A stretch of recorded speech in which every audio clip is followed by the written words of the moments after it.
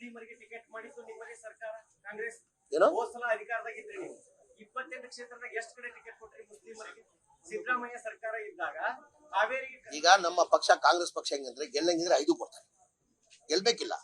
Ticket ತಗೊಳ್ಳೋದು ಹೆಚ್ಚು ಮುಖ್ಯ ಇಲ್ಲ, ಗೆಲ್ಬೇಕು ತಾನೆ. ಗೆಲ್ಲಂಗಿದ್ರೆ 5 ಕೊಡ್ತಾರೆ,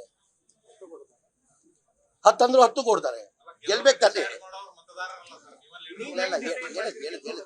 ಹೇಳುದು ಜನನೇ ಮತ. ಇವತ್ತು ಅಧಿಕಾರಕ್ಕೆ ಯಾರು ತಂದಿರೋದು? ನಾವು ತಂದಿರೋದ? ಮತದಾರರು. ಕರ್ನಾಟಕ ರಾಜ್ಯದ ಮತದಾರರೇ ಇವತ್ತು ಕಾಂಗ್ರೆಸ್ ಪಕ್ಷ ಅಧಿಕಾರಕ್ಕೆ ತಂದಿದೆ.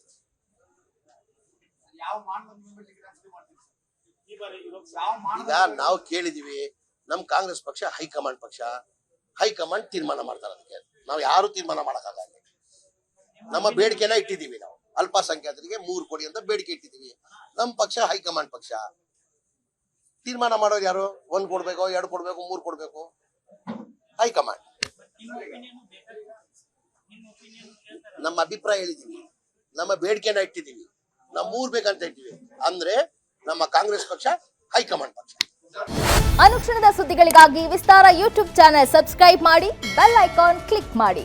ಸುದ್ದಿಗಳ ಅಪ್ಡೇಟ್ಸ್ಗಾಗಿ ವಿಸ್ತಾರ ಆಪ್ ಡೌನ್ಲೋಡ್ ಮಾಡಿ.